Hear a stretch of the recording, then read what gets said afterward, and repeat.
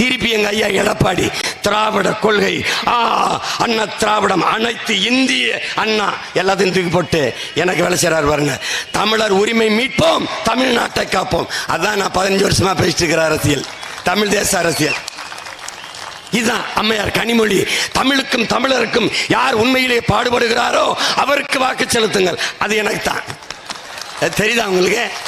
எல்லா கட்சியிலையும் நான் எனக்கு ஆள் வச்சிருக்கேன். இப்ப தெரியுதா?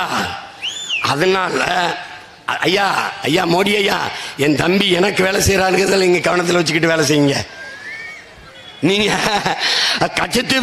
கச்சத்தீவை மீட்டுவீங்களோ? நாங்கள் நம்பிடுவோம்ல, நம்பிடுவோம் இல்லையா?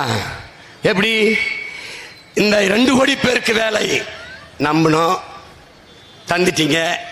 15 லட்சம் ரூபாய் ஒவ்வொருத்தருடைய வங்கி கணக்குலையும் போடுவேன், நம்பணும், போட்டீங்க.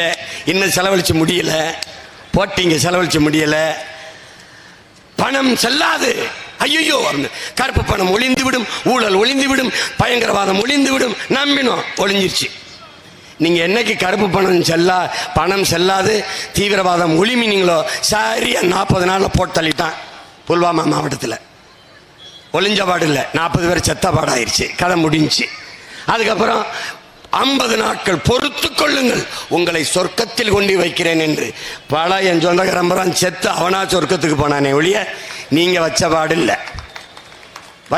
இல்லை. கேஷ்லெஸ் எக்கனாமிங்க.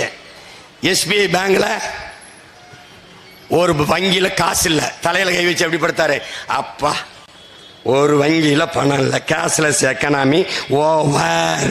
எப்படி இருக்கு? இதான் இவர் இத்தனையும் நம்ப வைத்தீர்கள். விகாஸ் என்றீர்கள், வளர்ச்சி என்றீர்கள், நம்பினோம். வளரும் நாடு பட்டியலே இந்தியா இல்லை.